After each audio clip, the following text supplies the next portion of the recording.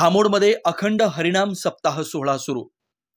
देई मज प्रेम सर्व काळ, गोड तुझे रूप, गोड तुझे नाम, सदा माझे डोळा जडो तुझी मूर्ती, रखुमाईचा पती सोयरिया।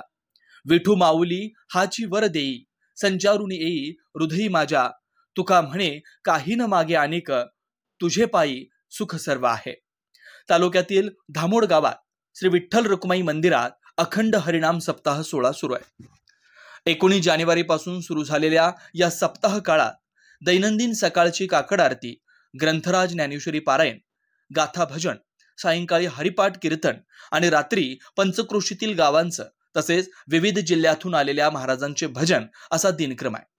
7 दिवस अखंड हरिनामाचा जयघोष होणार असल्यानं परिसरात भक्तिमय वातावरण आहे। सप्ताहानिमित्त मंदिरात आकर्षक सजावट व विद्युत रोषणाई करण्यात आली आहे।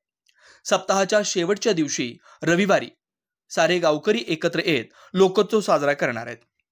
यावेळी वारकरी संप्रदायाची वेशभूषा करणार असून महिला भाविक फुगड्या खेळात दंग होऊन आनंदोत्सव साजरा करणार आहेत। दरम्यान महाराष्ट्राचं आराध्य दैवत पंढरीच्या पांडुरंगाची दिंडी मोठ्या उत्साहात काढण्यात आली।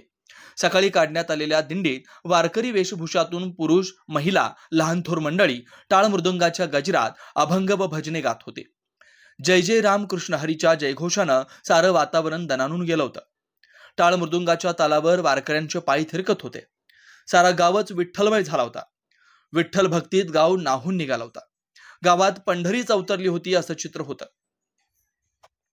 धामोड येथे तेली परिवाराकडून अखंडित जोपासली जाते हरिनाम सप्ताहाची सुरुवात।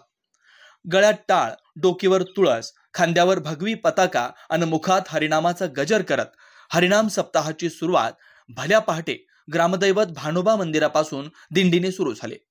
टाळ मृदंगाच्या गजरात धामोड येथील माधवी भिकाजीराव तेली यांच्या घरी या दिंडीचं औक्षण करण्यात आलं।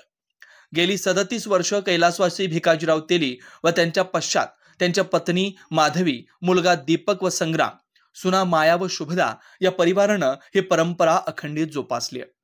त्यांच्या दारी आज सकाळी अनेक महाराज, वारकरी, टाळकरी, महिला, पुरुष दिंडीतून सहभागी झाले होते। तेली परिवाराच्या विठ्ठल भक्ताची मांदियाळी जमली होती।